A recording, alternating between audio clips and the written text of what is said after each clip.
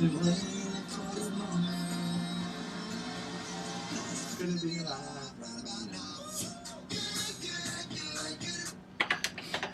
and welcome. This is the Roar broadcast live from the bottom of Hubbard Hall on lovely Casanova College campus.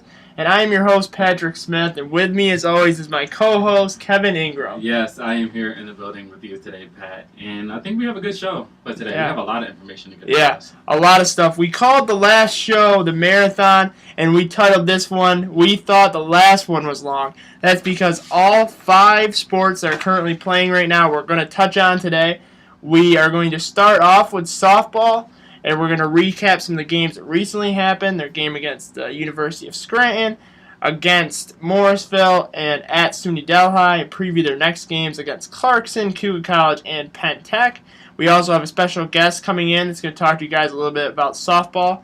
Then we're going to move into women's lacrosse. So, Kev, what do you have for them? Women's lacrosse. We will be recapping the game against SUNY Canton and against Utica. I know last week we said they were supposed to be playing Wells on April 3rd, which was this past Sunday, but that game got rescheduled due to weather. So instead they will be playing Wells tomorrow, actually. And I will also be talking up on the game with Morrisville coming up this Saturday on April 9th. And we also have an interview with Coach Milmoe, so that's going to be a lot of fun. Okay. So after that, we're going to get into men's lacrosse. What do you have for that? Men's lacrosse. Ooh, they've been playing really well lately, but we will be touching on the game against Mount St. Mary, which happened on March 29th. We will also be touching up against their win against Wells College, which was a really good game. And then we will be previewing the game against SUNY Poly and against Cuca this upcoming week. So, okay. And then we're going to finish up with talking about baseball. We're going to recap the games that recently happened against Cortland State and Cougar College, and finish up against their preview next games against Oneonta, SUNY Poly, and Alfred State. Then we're going to get into equine, talk about their regionals, how they did. We're going to update you on zone competitors, and then go into dressage, talk about the Penn State show. And then our favorite section we're going to end up with is the Paw or Nah segment. We got some cab events. We got some sports that are playing at home this time. So we got a full day plan. We also have another special guest star that Kevin doesn't know too much about, but we're going to fill him in when he gets here. He will be coming in around 4:30. You won't want to miss him. So without further ado, we're going to have a quick music break and get right into softball. So stay tuned. Okay, welcome back, guys. We're here. We're going to talk about softball. They recently played a couple games, but were postponed due to weather for a couple of them. The one game they actually did play was their game against the University of Scranton. This was a doubleheader played on March 30th. The first game didn't go so well for us. It was a 14-1 loss for the Wildcats. Brooke Targus led the way with going 2 for 2 with 1 run scored. Becky Nicolella and Taylor Spranger that we had in last week's episode each went 1 for 3. Kelsey Schutte picked up the loss. She gave up 14 runs off 15 hits, so not a good outing for her. The second game was a little bit better. It was a 7-4 loss for Wildcats. Casanova was led by Kelsey Schutte, who went 3 for 4 with 2 doubles, 1 home run, and 4 RBIs.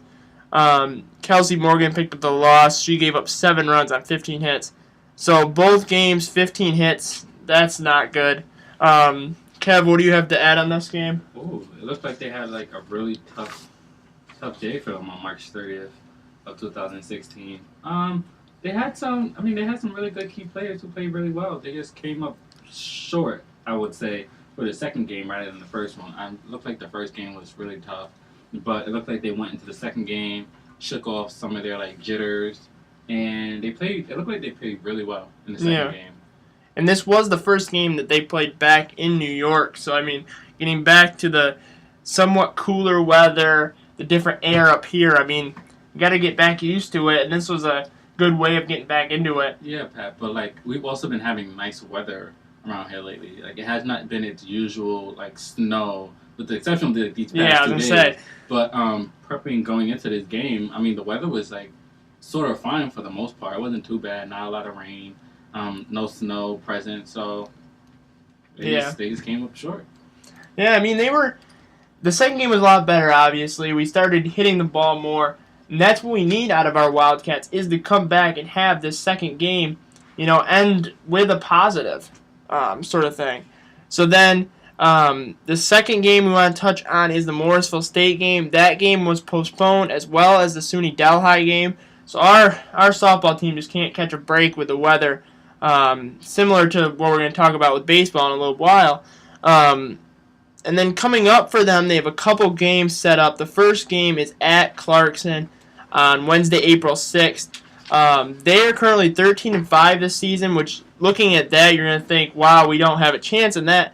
But they are 0-1 at home so far this season. That's very interesting. Like, when teams do better on the road compared to, like, in their house, or when teams do better, like, I sort of feel like it's more understandable when you do not so well on the road, because that's sort of tough because it's not your home crowd and majority of the people there are shooting for the opposing team. But you would think, like, at home it'll be a little bit more of a in your favor. I mean, you'd think, you'd think, but hopefully we take this though and turn it into our advantage. I mean, if they're 13-5, that means that they've been playing pretty good baseball, or pretty good softball rather. But 0-1 at home, that should be something you look at, and that's the key stat for this. That you go in thinking, they lost their last one at home, might as well lose this one too. I'm pretty sure our Wildcats are looking forward to doing that. Oh yeah, they want to spoil. So then some of their key players to look out for is Jamie Bridge, who's got a .367 average, and they have a dominating pitcher in Katie Pelton.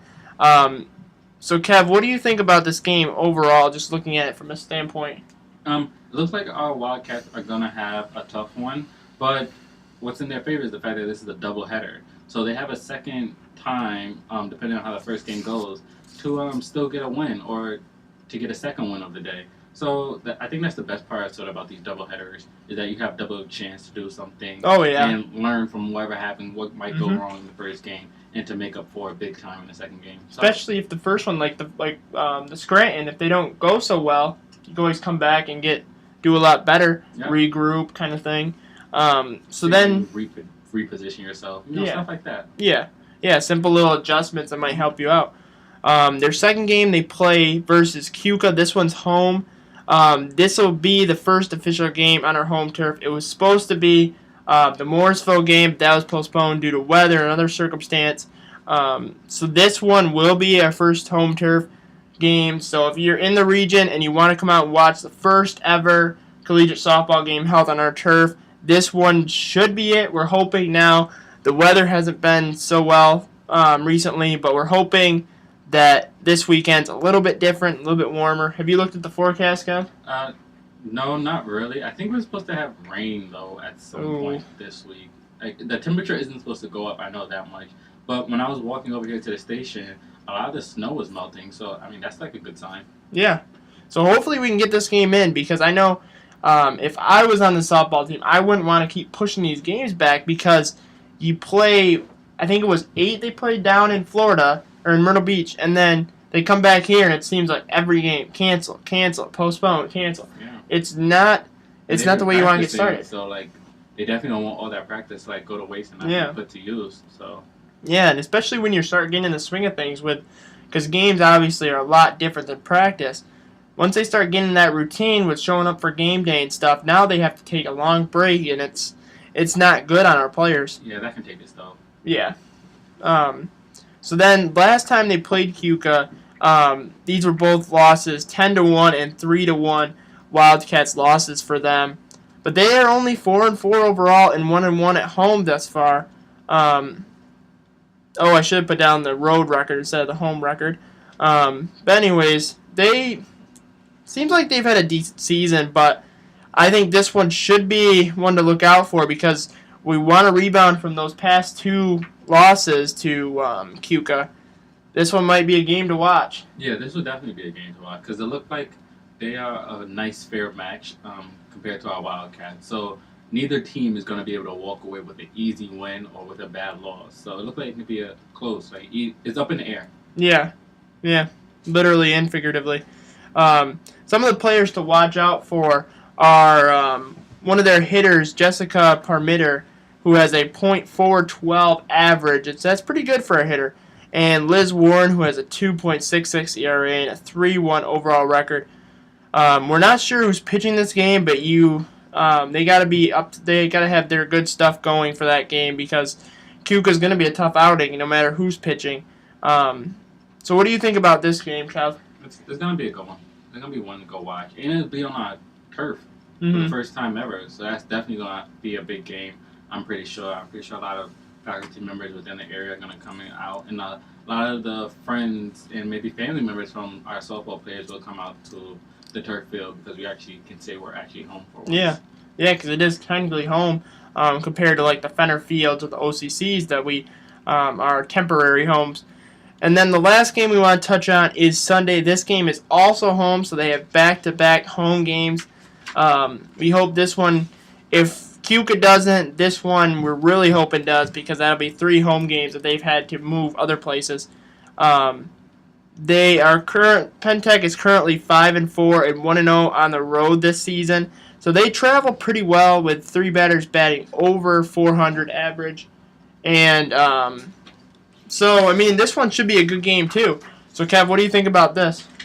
I think that Pentech would be a nice matchup. In a way, I feel like they're sort of our rivalry too. Their name pops up a lot with a lot of our other sports teams.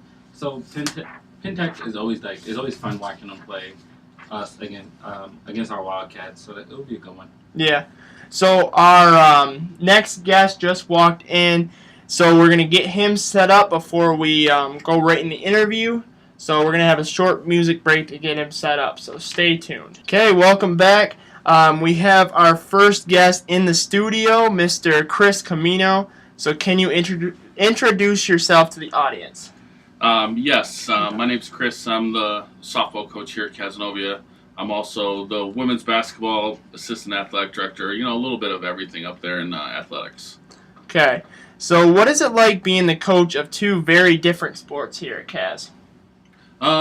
It's different, but for me, it's pretty common. When I was at Cas, I played both basketball and baseball here.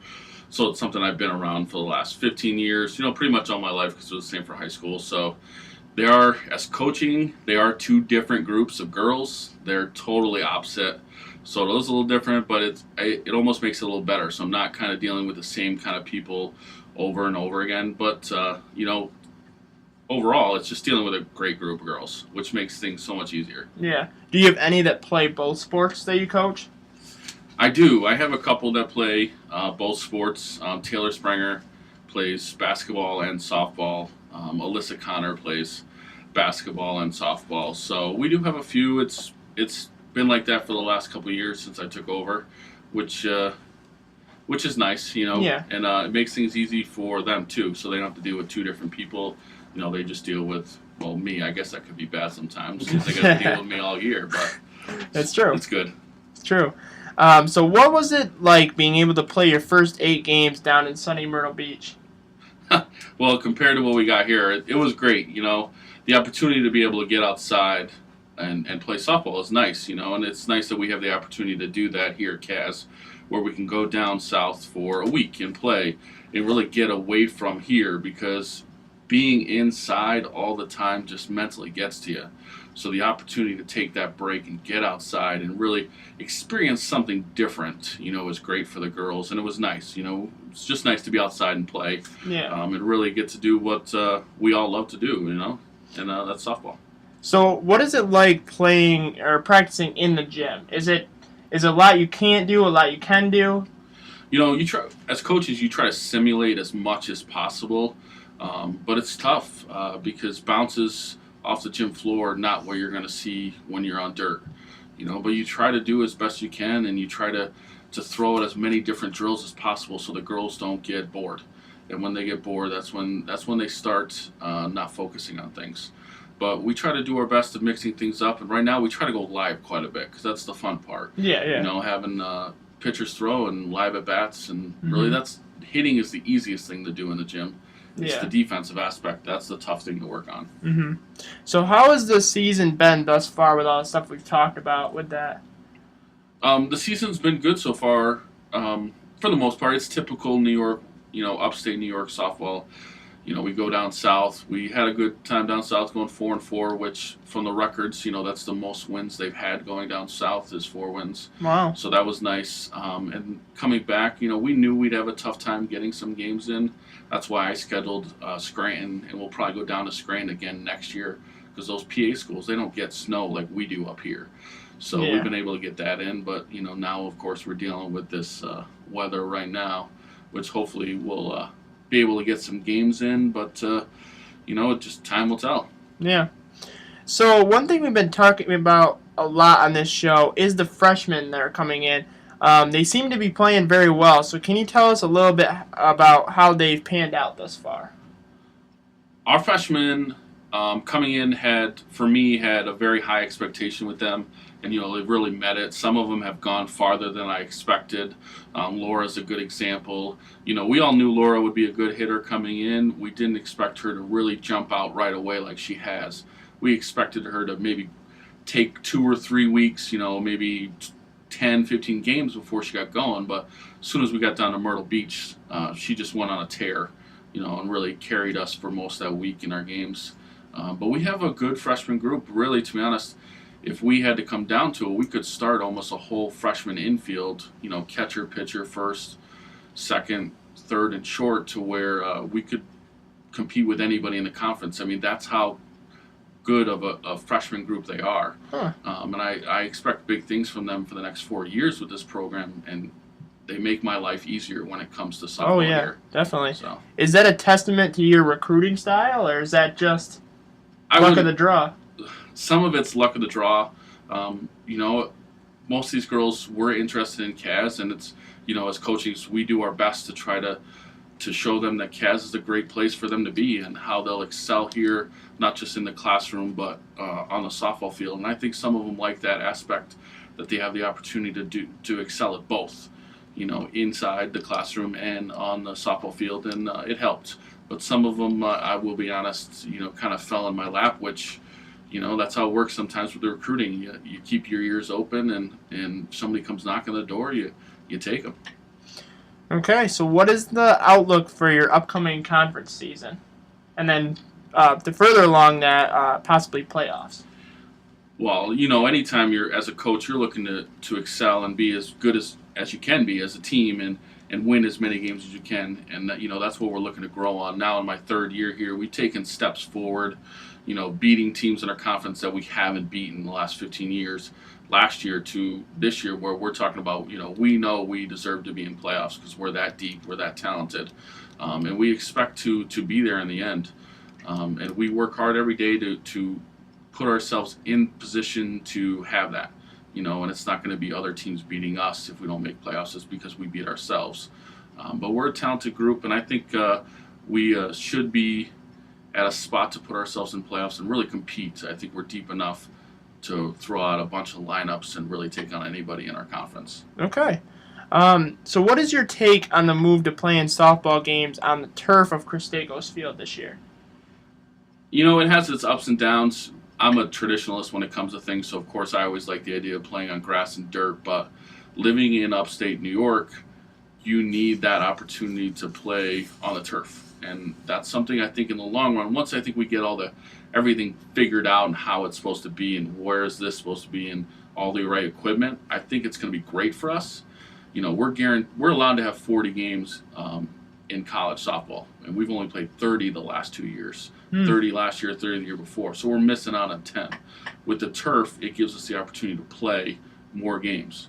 I think it's just, this is our first year, so we're working through some ups and downs with it, but I think once we get it all set, it'll be a big plus for us.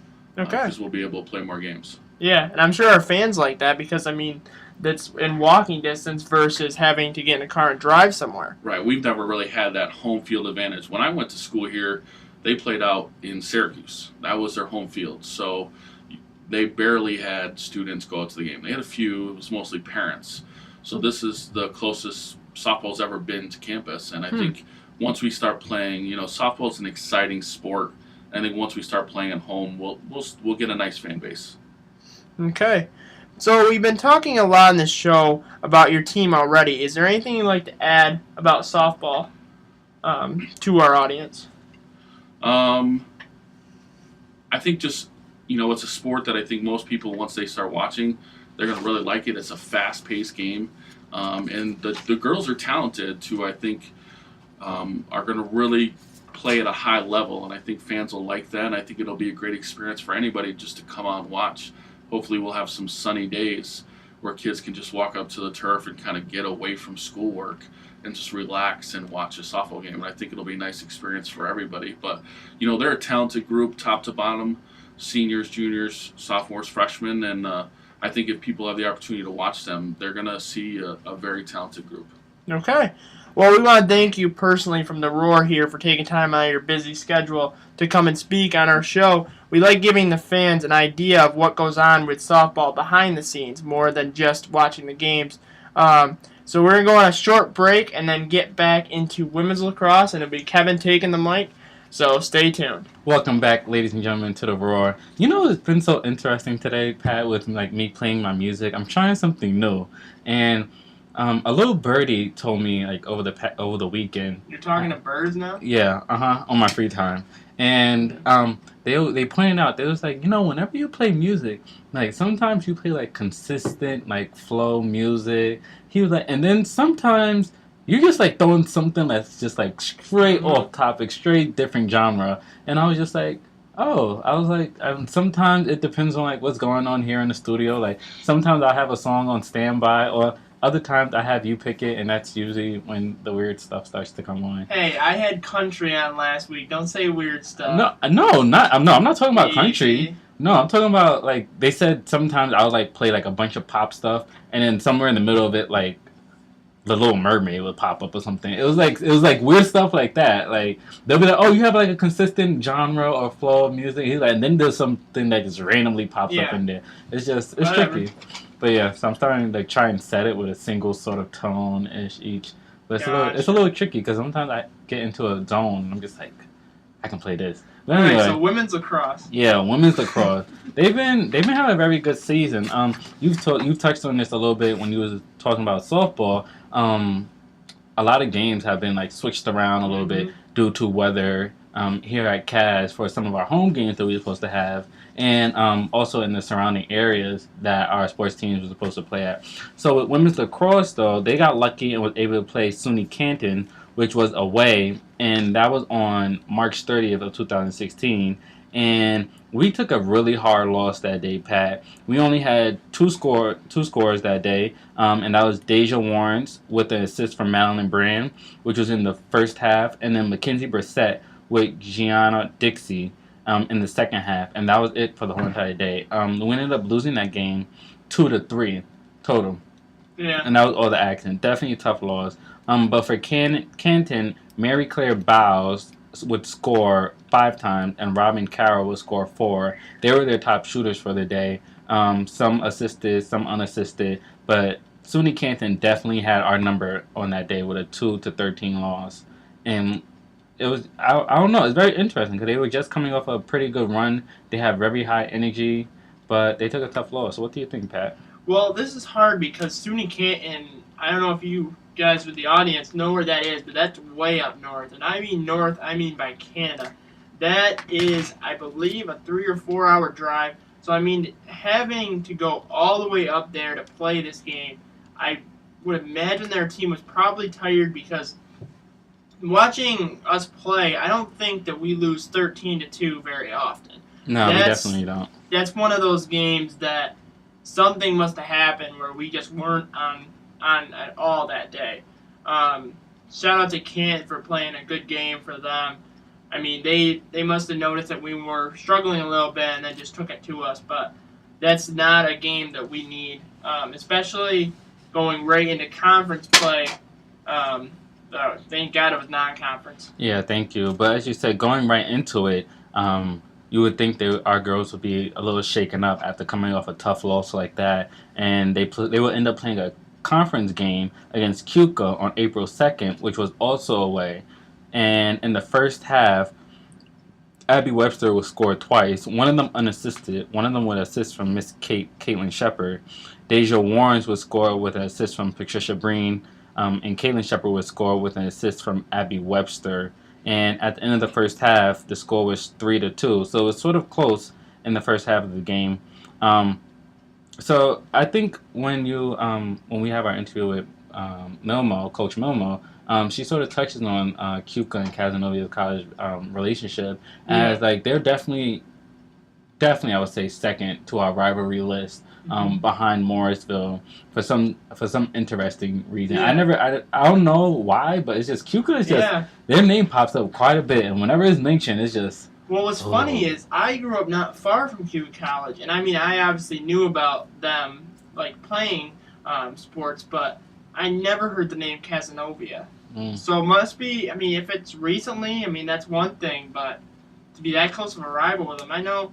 I think soccer played them in playoffs either this past year or the year before, and that was almost a game-winning goal for that. So it's like really heated every time they play each other. Yeah, you know what I think it is, Pat? I think it's because Morrisville and Cuca sort of share similar colors. Maybe they both have like that green and black. Yeah. Maybe that's what it is. Like we just see it over here, like in the Wildcat's eye, and we're just like, oh. Yeah, like, maybe green's just not a good color for us. Like how red is supposedly for Bulls. Supposed to make them. Maybe it's green's the green. For Wildcat. Yeah, green's. I don't know. Next time I talk to a Wildcat, I'll ask him about that and see if it is green or what. So in the second half of our women's lacrosse team Cuca game, Caitlin Shepard was scored 3 times with an assist from Abby Webster, assist from Patricia Breen, and an unassisted goal. Abby Webster and Mackenzie Brissett will also score in our second half, and we will end up winning our first conference game, making us 1-0 for a conference with a win of 8-6.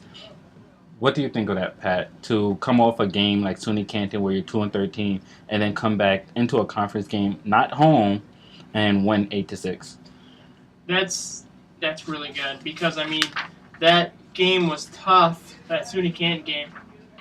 But I mean once conference season starts, I mean these games are the ones that really count. Not taken away from any of these non-conference games. I mean they count in their own right, but conference games are a heightened level. They're the games that you want to win, and to start off against a tough Cuca team and get a much-needed win for us, that's going to go a long way, especially with the games coming up.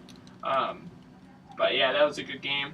Very good game. Well, now with those wins and losses under our belts, we are now currently 3-4 overall, but in conference we are 1-0. So far our season is doing pretty well.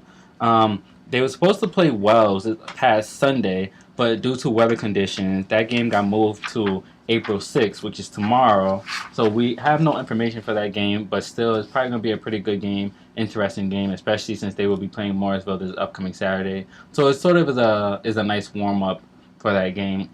Talking to Coach Milmoe today, she definitely touched on how she was a little bit interested to see our women's lacrosse team play 2 games back-to-back and see how that might affect them. But due to weather, they sort of lucked out in a way and got Sunday off from playing. But the upcoming game against Morrisville, right now, currently Morrisville is sitting at 2-5, and in conference they are 1-0. They have to play SUNY Potsdam before they play us. But in their most recent game, they played Wells in a game of 20-9 in favor of Morrisville. Elizabeth Leva scored 7 goals that day. She's an attack and a junior for Morrisville. Courtney Cavallari scored 5 times. She's a midi for Morrisville, and she's a sophomore. And then Jenna Harris scored 5 times also that day. She's an attack and a freshman from Morrisville. So what do you think of those 3 players, Pat, and our defensive line going up against those 3? Have you given this list of players to the defensemen for our team to like circle them and figure out the numbers so that way they can watch them? I think our defense can match up pretty well against them because we have some terrific defenders on our team. I'm not really sure who they are anymore because we keep switching around, so I don't know who's actually lining up back there. But I mean, that's a good thing. That's a good thing that you said that because that leaves everybody confused and unknown. I mean, they're the only ones that know. It's like a top secret sort of like file mission sort of task that they have in which they they know what they have to do, but we don't know. So we're going in just as blind as Mooresville, basically. Yeah, that's true. So with saying that, I mean, whoever we throw back there, I'm sure will be able to shut these girls down. I mean, in order for us to win, we can't give up 7 and 5 goals to these 3. We need to keep them scoreless throughout the full game to even probably have a chance, because this team, even though that 2-5 record shows, this team won, I believe, conference the past 2 years, maybe just 1 year. Mm-hmm. So this is a team. Keuka, we said that was a good win. If they pull off this win in this Route 20 rivalry, our team is set up to make a run in playoffs. And I think we definitely have a chance in this one. Yeah, we definitely do. And, I mean, it's Mooresville, so it's always a good matchup. No matter what sports team is playing them, we always seem to go out, whether we're going to their home or they're coming to ours. It's always a pretty good turnout for them. Definitely. So we're going to have a quick break before our interview with Coach Milmoe, which I was able to obtain earlier today. She's a very busy woman. She does a lot of things on campus. So stay tuned, and we'll be right back. Welcome back to the Roar, ladies and gentlemen. Here I have a special guest with me. She is the coach for our women's lacrosse team. So why don't you go ahead and introduce yourself?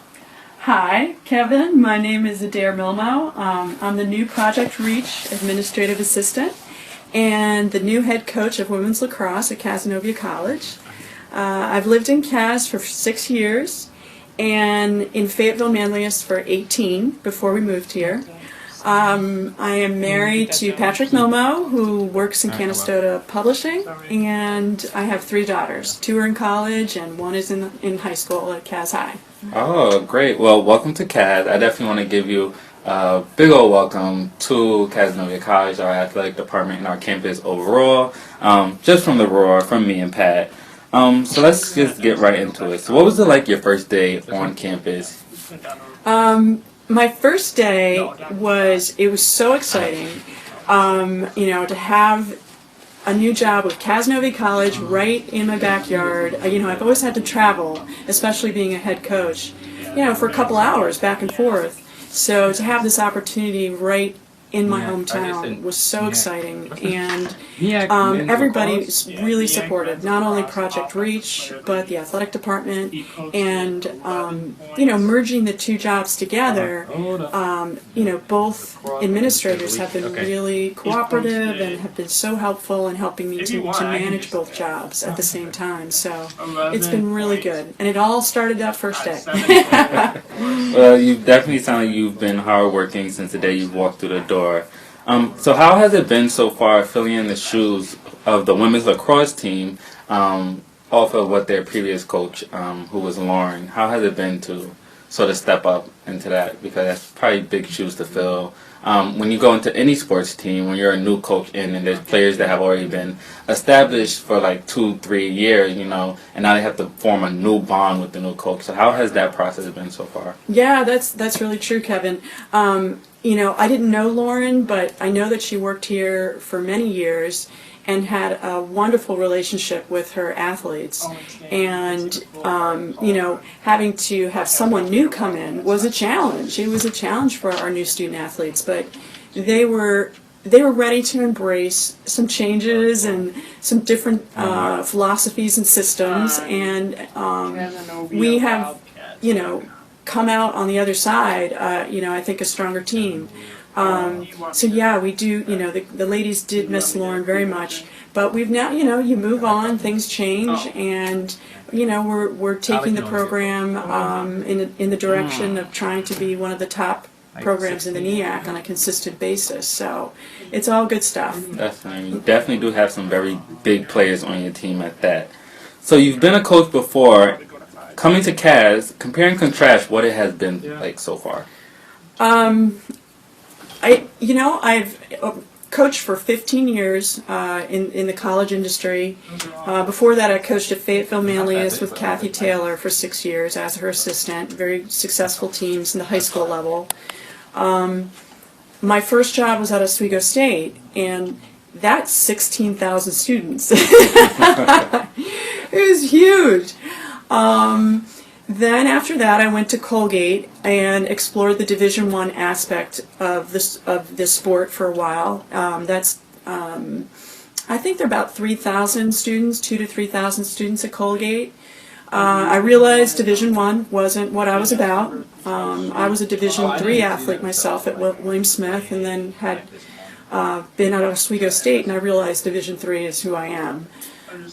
So I got an opportunity at Morrisville State, helping them to transition from the NJAC to NCAA. So I was given the opportunity to coach both field hockey and lacrosse there. Was there for 5 years, and then came to Casanova College. So I've dealt with many different sizes of populations, and Casanova is by far the smallest population I've dealt with. But I love it, quite frankly, of anything I've worked with or worked at before, because it's such an intimate and close-knit environment. It's very family-oriented. The students do know what's going on. They will come out and support athletics. They are very much integrated with Project Reach and show up and are here every day. So I love it. I love it compared to those larger institutions. Comparing Division I to Division III, like I said, there's definitely a difference philosophically.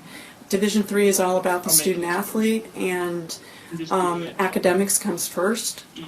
Sports is second, and you're trying to put together a championship team, but you will never sacrifice their academics for that.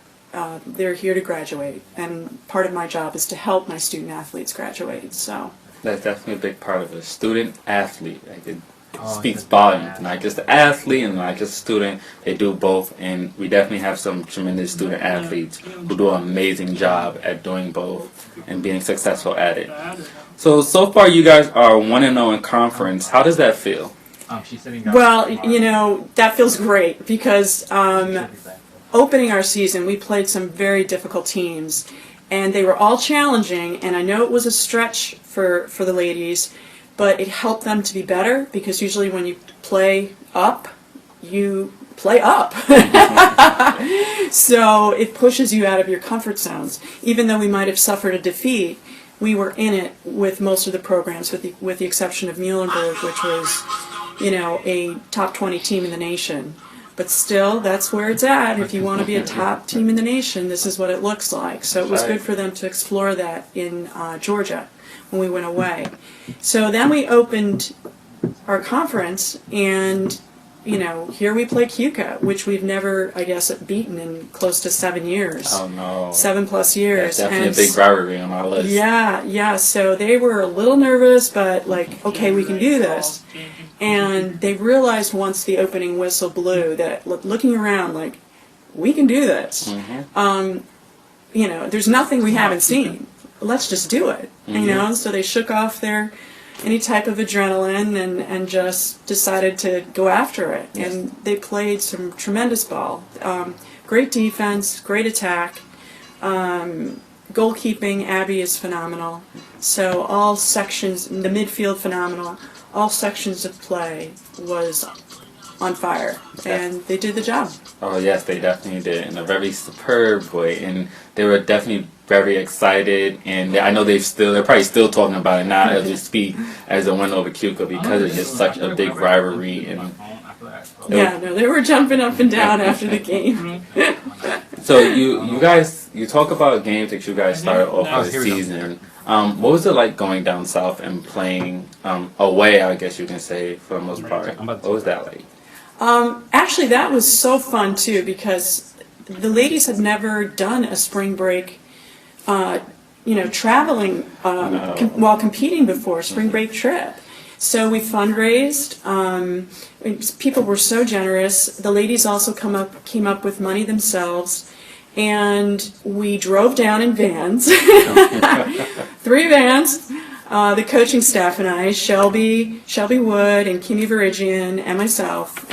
So, Pat, what do you think of Coach Milmoe so far? Well, it's the first time meeting you, and it's pretty cool hearing what you have to say. I mean, I knew the old women's lacrosse ball kind of well because I worked a bunch of games with her. But you seem to know your stuff, and that's pretty cool. I like hearing that. Yeah, it was definitely a lot, and she's a lot of fun too. Yeah. So you guys are. So, Coach Milmoe, what do you think of the Route 20 rivalry that's coming up this week? Morrisville State will be a tough game, but a good one. It'll be a good one to come watch or to watch online. It's going to be a competitive, I'm certain, physical game because both teams have this rivalry that exists. Both teams are athletic. I think we have two solid goalies for each program, and at least 4 attackers that can shoot to score. So it's going to be a fun game. You know, it's going to be challenging for our defense. It'll probably come down to 1-2 saves. Which are always the good games to watch. So you guys are 3-4 overall. Where do you see the season going from here? Our goal has always been about the NEACs. So even though we're 3-4, our objective is to have a winning record and a winning record in the NEACs, and to make playoffs, if not host them. I mean, hosting them would mean that we're the number 1 seed and have beaten everybody. But we're taking it, we're trying to be realistic, taking it brick by brick, day by day, game by game.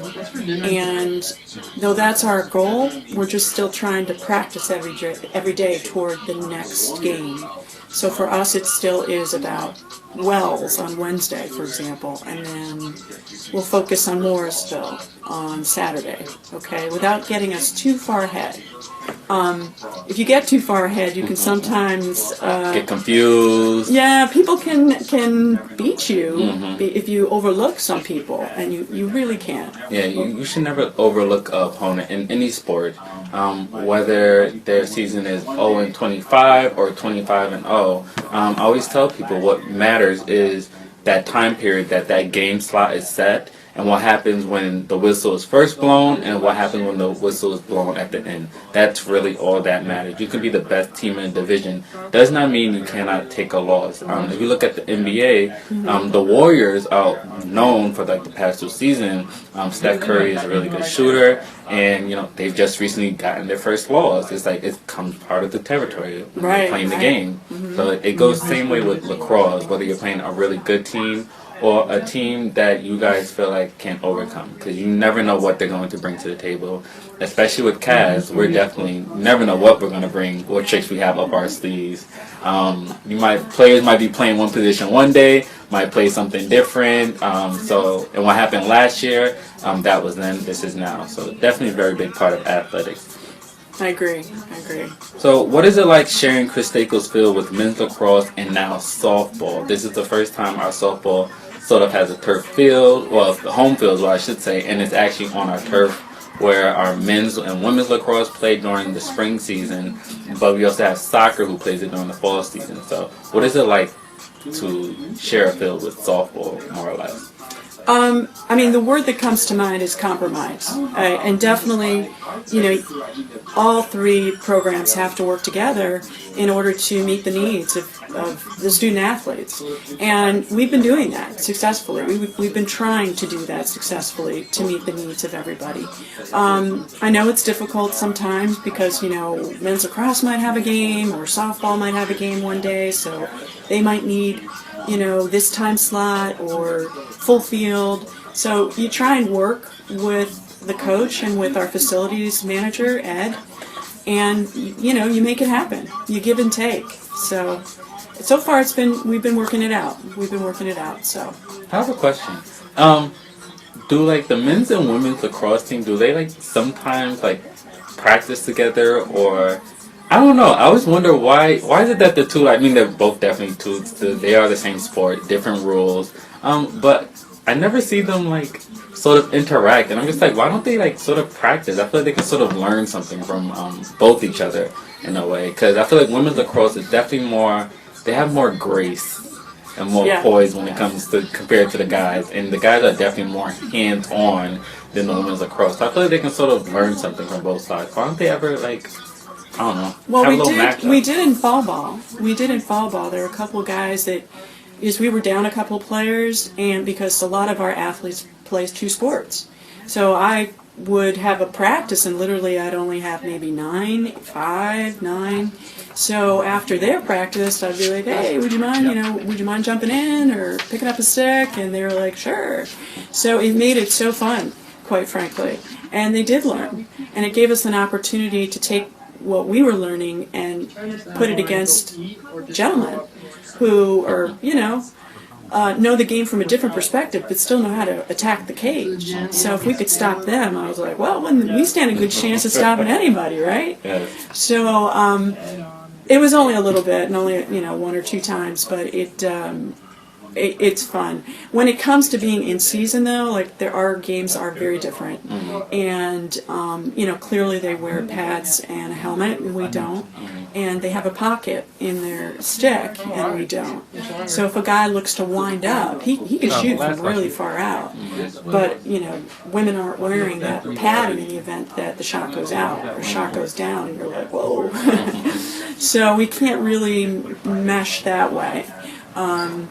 And a lot of things are similar, but a lot of things are different too. So I think that also ties back to what you said in the beginning of the interview, that family orientation field where you can go up to some of the men's lacrosse players here at CAS and be like, hey, you want to shoot around or help assist my women play and practice. And I think at the end of the day, the message is to get better and go upright. But they can definitely give. I feel like we definitely have a couple women that can give our men a run for their money. There are a couple. Hands down. Definitely. So before we go, Coach Milmoe, I would just like to ask you, what is the fun fact about you? Because here at the Roar, we definitely talk about all things sports, all things CAS sports, but it's definitely good to get a different perspective of all of our athletes and coaches, outside or off the field, because there's more to you guys than just playing a single sport or being a professor or some form of faculty member on this campus. So what's the fun fact about you? Fun fact. That's the one thing I didn't prepare for, Kevin. A fun fact. I do have 2 dogs, George and Bitsy. The team loved them. And they love even more my fat cat, whose name is Little Kitty. Little Kitty? Little Kitty, and he's huge. How did you get that name? Little Kitty. Little Kitty. My daughters. My daughters. And he's so huge. He's basically a dog, too. He goes everywhere the dog goes. It's the funniest thing. But I do, we love animals. My husband and I love animals. We're on a horse farm about a mile out. We used to have horses, but it got to be very... Thank you. So, Coach Milmoe, she's a lot of fun. Yeah. I really like her. Yeah, it was a very good interview. Yeah, Good definitely job. gonna have to have her come back. Alright, so now we're gonna go into men's lacrosse. So today we received some big news though on men's lacrosse, which I was not prepared for.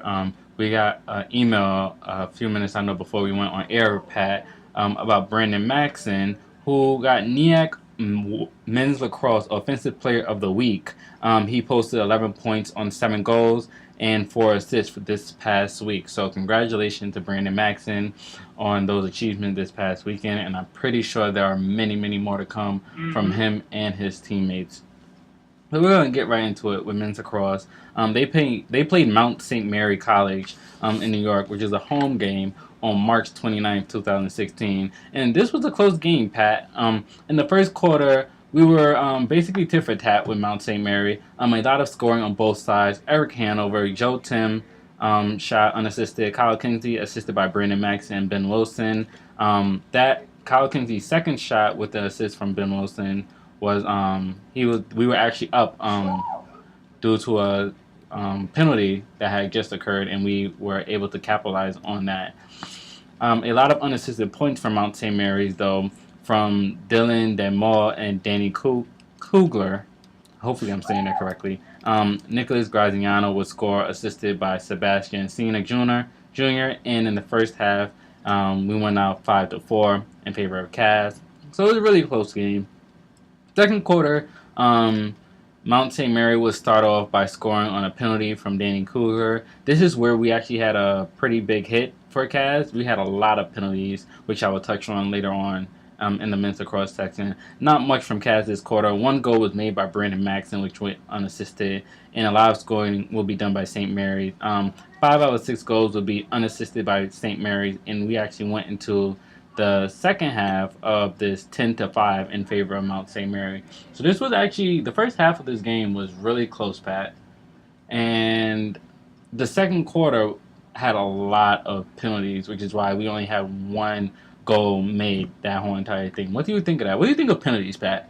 Well, a lot of them with lacrosse, it's interesting because a lot of them are just kind of just stupid penalties. I mean, some of them are needed. Some player for them lines up one of our players and hits them. Cleans them out. But I mean, some of them are needed. Some of them definitely aren't needed. And sometimes it's just the ref calling to call a penalty, basically. So I don't really see. I mean, it's interesting because this sport in particular, when you get a penalty, you step off and you have one less player. Yeah. And depending on that penalty, actually, it can be a 1-minute penalty or a 30-second penalty. But either way, you're still down one player, and your men have to readjust themselves for whatever that time period might be, and hold down, and hopefully the other team does not capitalize. Yeah. So I think that was a pretty big problem with Cavs in this one. In the third quarter, Cavs will make a huge comeback. Brandon Maxon would score on another penalty in which Cavs was up. And Eric Hanover would score. Joe Tim would score twice, once unassisted and one assisted by Kyle Kingsley.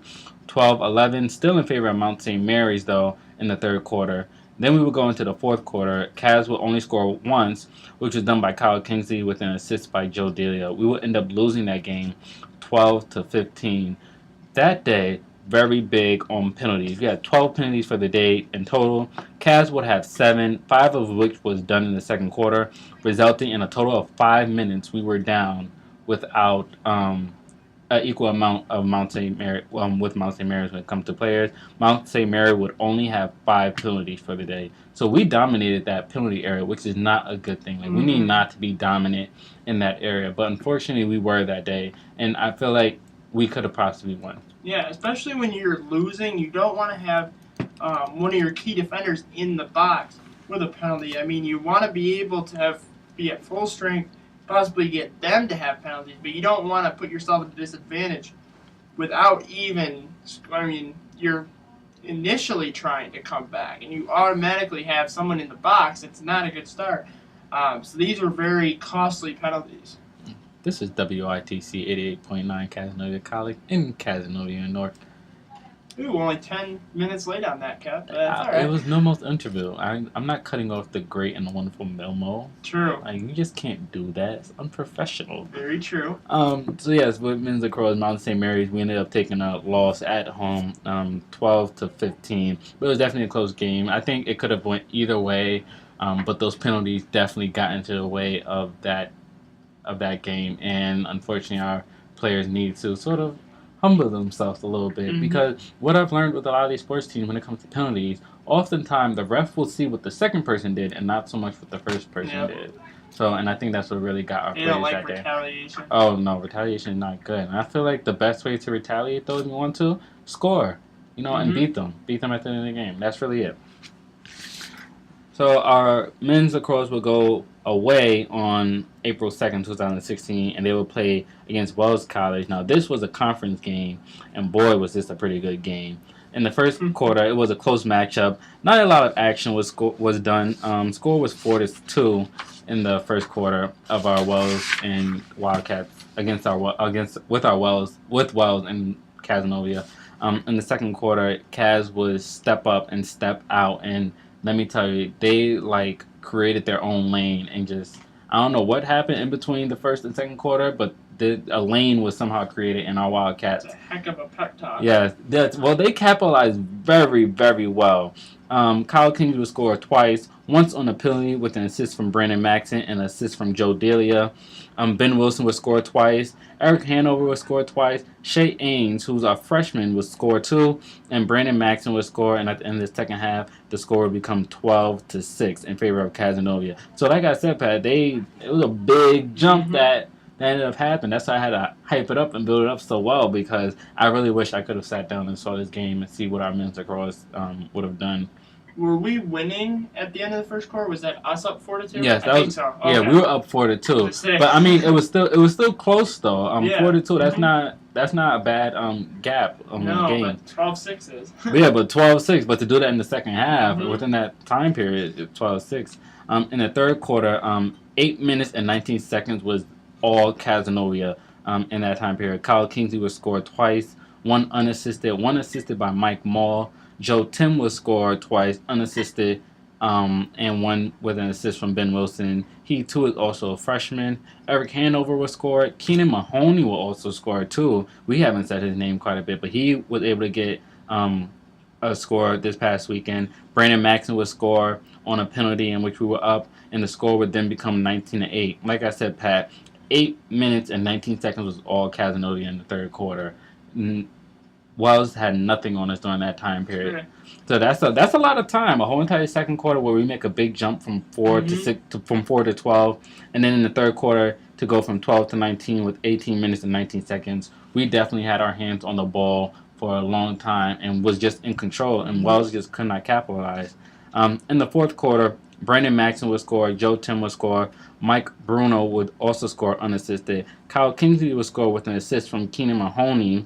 Rob Ted would score on a penalty in which Kaz was up with an assist from Jeff Bain, who's also a freshman. Rob and Ted are both freshmen, so this is pretty interesting. With this game, you have a lot of freshmen who are putting in work and getting their names up there. Yeah. Shay Ames, Joe Tim, who we talk about quite a few episodes now, Rob Ted, and Jeff Bain will also pop up too. Rob Ted will also have an assist. Oh no, he only had an assist from Jeff Bain with us being up by a penalty. Shay Ames though would score again for the second time that day with an assist from Gavin Shear to close out the game, and we will end up winning 25-10. Pat, I told you this was a really good game. Yeah, seems like every quarter it was just us. Yeah, and we just that's Yeah. what we did. We just kept elevating, going up and up and up, and not giving up until the whistle was blown and the game was over. So definitely a good game. But definitely want to note the penalties for this game. 10 penalties for the day. Cavs would have 6 of them, which means 6 minutes we were down all in total. Wells will only have 4 penalties, in which they would be only down for about 3 minutes and 30 seconds in this game. Once again, those penalties, Pat, I'm telling you. Yeah, we need to start limiting them as soon as possible, especially in conference play. I mean, but 6 penalties isn't bad because, like I said, some of them just happen. Some of them are more retaliation. Some of them are the refs' errors. I mean, there's a lot of things that could go into these. Some of them aren't just our players are just going out to try to hit somebody. Mm-hmm. You know, they're playing the game like it should be played, and these things happen. Mm-hmm. But those penalties, a total of 6 minutes in which we're down. That 6 minutes, our players on the field have to sort of work overtime to make up for those gaps. And what I'm saying, certain teams can end up capitalizing, and if that keeps happening in the future, that can really impact a lot of games and us going to championships. So True. definitely Very true. sort of have to keep your hands to yourself while still. Spike Lee said do the right thing. So There all you I'm just go. saying is just do the right thing on the field.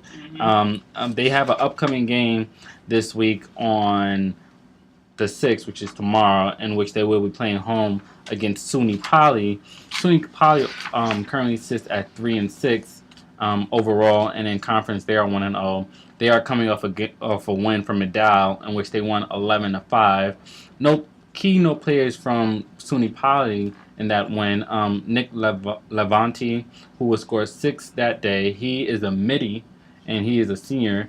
And Tyler Held, who had 4 scores that day, he plays attack, and he's a junior. So what do you think of these two? Do you think our defensive line will be able to hold out against them? Yeah, I believe so. We have a terrific defensive unit as a whole, and I mean they go like any other defense. They have their good days and their bad days, but it seems like our defense in particular has a lot more good days than bad days, and we definitely can meet any challenge. And I don't see much of an issue with this. Mm-hmm. I heard Madai is not very good this season, so But I think what also is going to come into mind is the fact we're coming off a very big win. To go from a 25, come off a 25-10 win, especially for a conference game. I know our guys are definitely sitting pretty high right now and are going to go into this game with very high positive emotion into this game, especially since they'll be home. They love playing home. They always talk about how much they enjoy it. A lot of people come and turn out for it.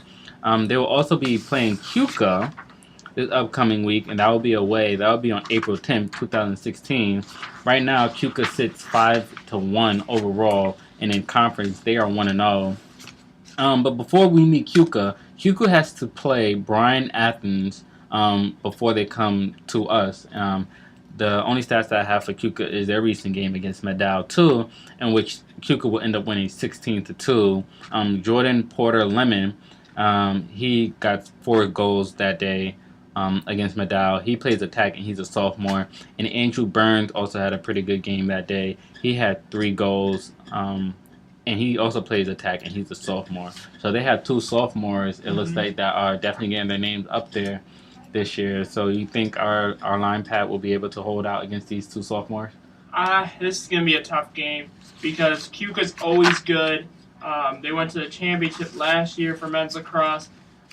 This is going to be another game that our boys definitely have to come out and play because, especially being down in Cuca, it's the middle of nowhere. It's a long drive.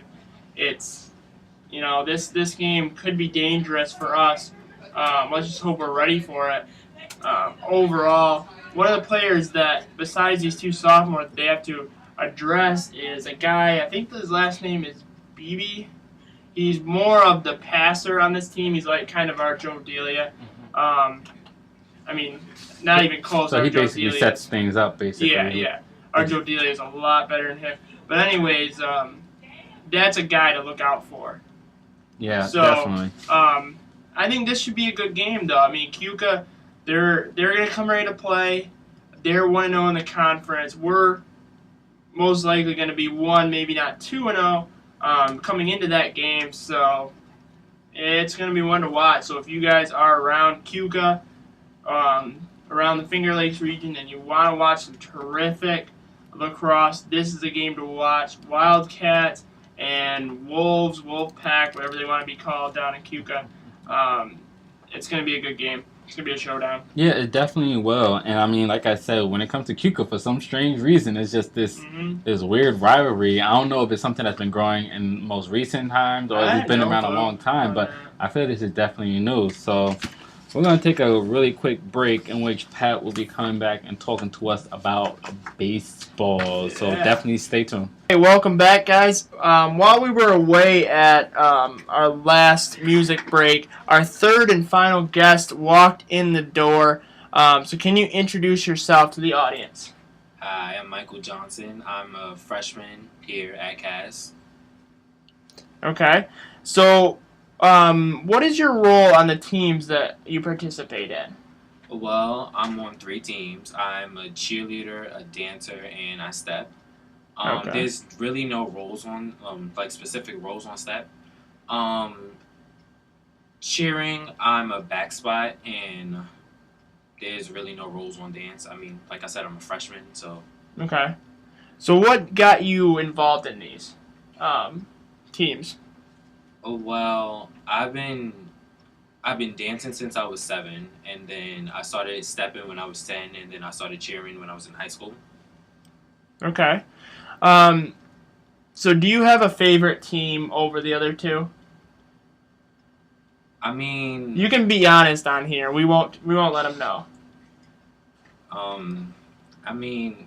My favorite right now is definitely step, only because I haven't done it in kind of like a while, and yeah, I really like the people and like the atmosphere. Okay. No shade to any of the other teams, but is there a lot of difference in the people on the teams? Yeah, there's a major difference in within the attitudes that people bring off, and the practice, and it's really, really different. Okay. So what is it like? We've had a couple other freshmen come in, but what's it like balancing classes with having 3 sports? Is it hard to balance between the 2, or is it? Well, it gets hard at times. I mean, I feel like at college and anybody who's playing sport, there's always going to be like a worst day. My worst day is Wednesdays because I have 3 practices in addition to 3 classes. Wow. And you seem to balance it okay. I take it. Yeah. Okay. Well, that's good to hear. I mean, we like hearing our freshmen and our athletes to be able to do multiple things. That means that they're really working hard. So now, scale of 1 to 10, how important are you to the basketball success? On a scale from 1 to 10, I think it's probably about an 8. Okay. Because during halftime, it's just like the basketball team has to like cool down and like debrief about what happened like from the previous 2 quarters. So it's like we have to keep the crowd entertained. Okay. And because the reason we had you on here is because we like to have all sports on here. And even though a lot of people don't view cheerleading as a sport, we still like to have someone in your shoes to come in and fill and talk about these sports that we don't cover normally. So what do you say to those people that say cheerleading, step, or dance aren't sports? Well, see, here's the thing. People think that they're not sports, but the thing is they function just like regular sports. It's just like any basketball team, any soccer team. All those teams kind of like have a play. If we all don't work as a team with dance, step, or cheer, the results could be like a little more fatal than like normal sports. With cheering, if you don't time your stunt perfectly, then you could wind up dropping in the flyer, or the flyer could come down and she could hurt someone. With step, if you like miss a beat, it could kind of throw everyone else off. And with dance, if you don't if you don't go full out, it brings the team's energy down, and you don't want to do that at all. Okay. Now, being a freshman on that team, do you have a little bit of a leadership role, or are you kind of like the person that steps back and lets someone else kind of lead? I mean, yeah, that's me. I'm Okay. not one of those like kind of people who has to step out and be like the center of the attention all the time. I'm perfectly fine being in the background. Okay. Gotcha. All right, so the last question to kind of wrap up here, what does the future look like for you? We know you're just a freshman, but have you started to think of life after CAS, possibly going into any sort of business with step or dance or anything like that? Oh, well, a dream of mine besides my criminal justice career, I want to go into forensics with that, but a dream of mine ever since I was younger was to open my own dance studio or like coach. Okay. And like as I grew older, like that has become like more and more of a dream. But as step and dance step and cheer rather, as they came into like the picture, I kind of want to like pursue those as well. Okay. No. Well, great. So we want to personally thank you from the Roar for taking time out of your busy schedule to come down and speak with us, because we like giving the audience more of an idea of what goes into the behind the scenes of basketball games, more in like a step, a dance, cheerleading style, more than the basketball itself, because that's a valuable part of the whole experience with that. So we're going to go to a quick music break before we get back into baseball, so stay tuned. Okay, so welcome back. That was a good interview. I like having people outside of the main core sports come in and speak, because it's fun. I mean, they're more down to earth than some of the athletes are. So, so now to go right into baseball, they are currently 3-10 overall with a 0-2 conference record. So not started out the way we had hoped, but they played Cortland State last week, and just so you know, Cortland State just won the championship for Division III. So I mean, when we talk about NEACs, the champion, that's all fine, but not when you're speaking on an NCAA champion that they had to play. Anyways, we held them to only scoring 8 runs, so that's really good for us. I feel like we did better than what we sort of expected, I think, going in. Oh, especially yeah. going against Definitely. Cortland. Mhm. Definitely way better than And it we was- expected. And it was only 4-0 after the first 6 innings. So, I mean, that's in the ball game with them. I mean, it's not the score we want, but that's pretty good against a very, very good opponent.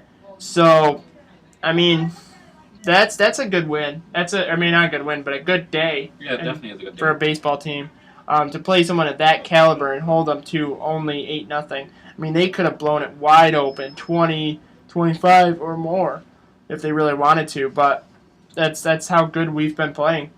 The second game that we're going to touch on is their game at Cuca College. This set of games didn't go as well as we hoped. The first one was an 11-8 loss for the Wildcats. Dan Crozier, though, had a good day for us. He went 4 for 5 with a home run, 4 RBIs, and even scored once. So good job to him. Chris Shad went 1 for 5 with a double and 2 RBIs, and Ryan Meyer went 2 for 5 with 2 runs scored. Jake Vierno picked up the loss with 5 runs off 5 hits. Cuca was led by Kyle Daly, who went 3 for 5 with 2 doubles and 5 RBIs. The second game, however, was 16-1 loss for our Wildcats. That's not good. No, that's a tough loss. Especially in the second game of a back-to-back doubleheader like that. Yeah. I'm pretty sure walking away was a little tough. Yeah. Those 2 losses back-to-back, especially the way that they were. Well, I mean, we kind of touched on their pitcher, and we were wondering when we were going to have to face him, and it was this second game that we ended up facing him. He gave up only 1 run on 3 hits, struck out 6 of our batters. He's a good pitcher, and anytime you face a good pitcher like that, you hope you at least string a couple hits along to make something out of the game. This game we just weren't able to. But we started off strong in the first game. We just couldn't come back in the second one. What do you think about this game, Kev? I feel like I don't know what happened. I wonder what happened actually between these 2 games, the first one and the second one. Because the first one, yes, there was a loss, but it was not that big of a loss. Like what capitalization could have possibly happened? We could have still held on and get a couple more hits, but for some strange reason, we just could not get nothing moving in that game. Yeah. And that could be a lot to that pitcher. The first pitcher they had only struck out 2 of our batters, but the second one had 6. And I believe he pitched in less innings. So, that's a pretty good pitcher overall. But that pitching game can definitely do it to you, I think. That shuts down your offense. Oh, yeah. So now, unfortunately, we have to go into the postponed area of our script here that we use for this episode, because their game against DeUville, which was supposed to be this past weekend, and their home game against Hamilton, which was supposed to be yesterday, both got postponed due to the snowstorm that hit this past weekend. I know it's April. The way the snow hit, it felt like it was late December, early January out. But we didn't even get snow in January, but we're getting it in April. But anyways, Cat's weather at its finest. Yeah, that's really. it is true. And even Coach Comino, when he came in, he was like, "Yeah, a lot of rearranging for a lot of these games, and it's not just here at Casanova in our field. It's also the surrounding teams who got impacted by the snow too. So it's affecting not just us, but multiple other teams too. So yeah. So now as we go into some of the games that are coming up, Oneonta. I heard that this game will not happen today. This one also got postponed due to the weather that was supposed to take place this afternoon. So we'll preview that when it comes closer, whenever the rescheduled is. They play against SUNY Poly. This is home. This will be played on April 9th. The last time they played, it was a 6-4 loss for Kaz. They didn't show up that game, but they end up coming back to make it a game in the end. But some of the storylines for this is that Hamilton's 9-5 so far this season, and they have a terrific duo of hitters. And I don't know so far who's pitching for that game, but this is a game we need to win. We need to get back on that winning ways. We've had a couple rough outings. So, Kev, what do you think about this game against SUNY Poly? This, I feel like, is probably going to be their toughest game of the season. Because they are coming off that very big loss of 16-1, they're coming off that loss, and now they're also coming off not playing as many games as maybe other teams are playing that we face. A lot of postponing on our end. And they also have to take in consideration we do have to travel to a lot of these games too, which is definitely going to take its toll. So I'm pretty sure everybody's center is sort of like thrown off because of this weather that we've been getting around here. So this is definitely going to be a tough game because I know they definitely want to get a win and get back on track, but it's easier said than done. Definitely when this comes around. But this is going to be probably their toughest game out of any game that they play this whole entire season. So I really hope that they come with their A game and plan on doing nothing but walking away with a win, at least somewhere in this doubleheader game. Walk out with a win and capitalize. So then the last game we want to preview before we start going back into Equestrian was that they play on March 10th against Alfred State. Alfred is currently 1-14, 0-2 at home. It's April. What are you talking about, March 4th? Oh, okay. I had that wrong. Sunday, April 10th. Anyways, that's why it's good to have Kevin here, because he usually fully listens to what I'm saying most of the time and figures out stuff that I misspeak. I mean, I would love to go back to March 10th, if I'm correct. I think we were on spring break. True, during that very time true. period. So, I Very mean, true. I'm not bad. I sort of feel like I want a break, just from like school on. I just need like a little break, just a week, just a slight week. But anyways, this game should be, if the other games don't go like we hope, this should be a game that's kind of almost a cakewalk for us. They're not playing very well at all, Alfred State, but so that pretty much wraps up baseball for this week. We're going to have a short break and then get into Equestrian before we fully close this show. Before we get into it, what do you think of, before we go to our break, what do you think of some of our freshmen? Do you think they'll be able to, like, maybe help bring this change around with this big game that they have coming up? See, that's what I'm not too sure of, because I don't know the team as well. And one of the things that I like to see is some of the freshman pitchers that are coming out, because they seem to be playing sort of well. And I think that, I don't know. I think that bringing in a couple new fresh legs, fresh faces, they might come in and create a spark for us, which we need in a game like this. Like Kev said, it's so important of a game. And we hope that anyone can give a spark. If it's the freshmen, that's great because that means that they're competing, they're ready to play. If not, we hope one of the upperclassmen do. So definitely, I think our upperclassmen are definitely have to step up somehow and do their thing for this game at least for the most part. Or this definitely is gonna have to be a team effort and not a lot of messing up going on in this game. Come in really headstrong and ready to play. So yep. I think this is gonna be a really interesting week for baseball, all in all. Okay, so now we're gonna get to that break and touch on Equestrian before we wrap up this show. So stay tuned. Okay, so welcome back, folks. We're gonna get into our last section here. This is Equestrian, and boy, what a weekend they had. The first was their regional qualifiers. We kind of previewed who competed last week. So now we're going to give you who won. They needed to win in order to get to the Zone 2, Region 2 round, which is also at St. Lawrence. So now they got to come back to Cass for a week and then go back there for the next round.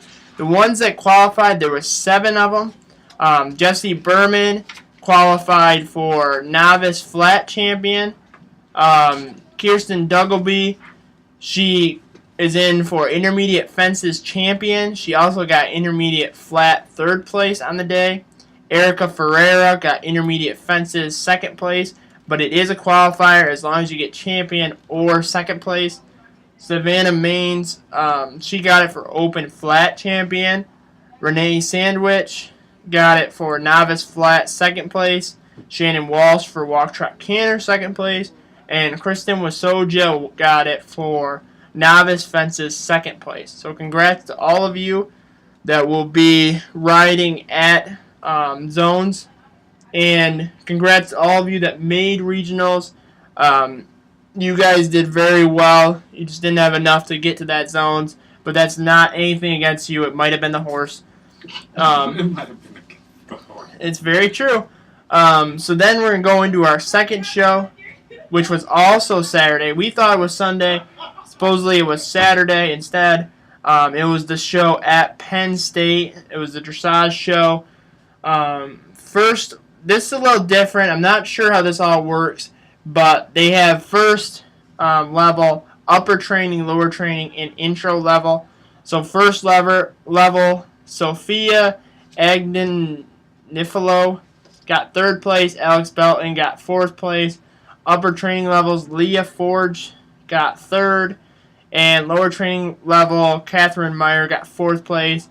And Taylor Batts also had a solid ride in that category. She, however, did not place. In the intro level, Elena Crowley got fifth. The team overall, because this was the last show, they finished third. Overall, they were fourth in their region, so they won't make regionals wherever the next step up is. However, they do this special thing called the USDF/IDA Quiz Challenge, which will be at IDA Nationals, and we have 4 competing in that. Taylor Bass, Kim Bowden, Catherine Meyer, and Alex Bellin, so good luck to them. We hope that you guys bring back that trophy, that prize money, whatever they win out there. So now we're going to go into our last segment of the day. This is the one that the fans really love. Paw or Nah. Paw means if you're interested in the event, in attending the event, and Nah is that you're not interested. And if you put a Nah, Kev, I'm going to have to ask you why. So the first one is the cab event. It's okay to play with Frank Kitchen on the 6th, which is tomorrow at 3 o'clock. What do you have for that? Who's Frank Kitchen? I'm not really sure. I didn't look much into this one. But it is a cab event, so it's got to be good. It's okay to play. Frank Kitchen. I don't know. I mean, it sounds like, I don't know. But it's at 3, so that's a good time. Yeah, I mean, it's during the day, so we get a lot of people. Yeah, that's open block time. Yeah. Too, for our campus. So, I mean, if you have nothing to do during open block, and, you have free time, you sort of just want to chill, maybe do a little activity, that's the place to be. Or if you think kitchen, you think of food, that might be a drawing point. Yeah, maybe. So then the next one is the ventriloquist, Sylvia Fetcher. Oh man, ventriloquist. Wow. Is that yes or no on that? Ventriloquist. Are you scared of dolls? No, I'm not scared of dolls, believe it or not. But I was in a class with somebody who was scared of ventriloquist dolls. So, and it was my freshman year, and she was a good friend of mine. And you know what? She almost freaked out. But I think they're okay. They can sometimes be a little weird looking. Yeah, but, I mean, sort of. If the storyline's good, then can't go wrong with theater in that manner. So then we have a couple men's lacrosse games against SUNY IT. SUNY Poly, you're right. Are you interested in that? Oh, yeah, definitely. I'm into it. I think that's going to be a good game. Yeah. And then the other 2 are softball, but we learned from our interview that they are down in Pennsylvania instead. Hey. Huh? That's at PA. Yep. So we'll leave them off this week.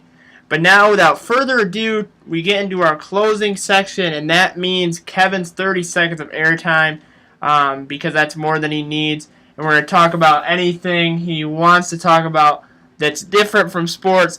So, yeah, what do you have for today, Kev? All right, so this was a very interesting weekend, Pat. I got to actually hang out with some of my friends, which is something I normally don't be able to do because I'm usually busy doing work and stuff. But I was going up to the upper lot. Me and my friend, we were going to go run errands at Tops, get a few little groceries. And this, car is, driving down the street. So we, sort of start crossing because, we have the right to go. We're pedestrians. Pedestrians rule the world.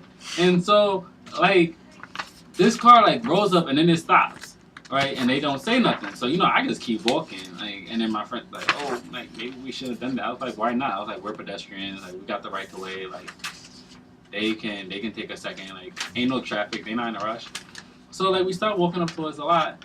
And then this same car, gets all the way up to the top of the hill and starts screaming out their window to us and talking about don't cross the street like that and stuff. So, it's somebody on the softball team And I should have told Coach about it when he was in the studio. Yeah. But it like really got me very livid. It was like instead of road rage, it was more like street rage because I like went off the deep end. Like, why you have to yell out your window after you drive past me? Like, that's so uncalled for. Like, you could have just said that right next to me Soap opera. or whatever. And instead, you want to like act all tough and stuff, and you want to drive up, but like, don't act tough. Like, that's just so unnecessary and rude. And pedestrians are right.